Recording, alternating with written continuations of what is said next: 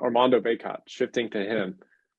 Again, I was just telling you, I think he's tied again for first in the NCAA in double doubles. Just Hmm. been an absolute machine down low. And as you were saying earlier on Hubert Davis, he kind of is trying to put his own flavor to things. But at the same time, there's things that have stayed the same. Armando Bacot and having a dominant post player, especially on the glass, has stayed the same for Hubert Davis, just like it was the case for Roy Williams. Where would this team be without Armando Bacot?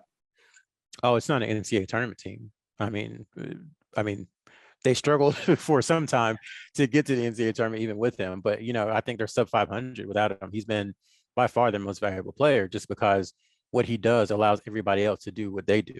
There are no manic really threes. There's no manic cutting. There's not Caleb Love with the ability to go one on one if there's not the threat of Armando Bacot on the post. And he's had moments over the last couple of years where he's really shined bright. The biggest issue for him was consistency. He, either got hurt, turned an ankle, or just wasn't able to do it, pretty much every single night. His freshman year, he had a game against Oregon in November, and I mean, he looked like a top 10 pick. He had like 25 points, 15 rebounds, 6 blocks, and you're thinking, okay, this kid is going to be a monster. He's going to be there for 1 or 2 years and then be out. And he got hurt, and so then in come Walker Kessler and Day'Ron Sharpe to go along with Garrison Brooks and Armando Bacot. And I think last year he was pretty consistent, but there would be every 5 or 6 games there'd be a 4.6 rebound type game. And a part of that was there were so many other centers who were really good on the roster, and a part of it was he still needed to grow.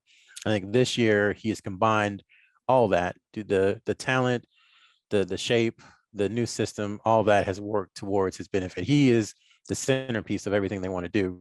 And that's why I think he's had such a productive year, just because it's growth over, 1, 2, 3 years from his senior year in high school.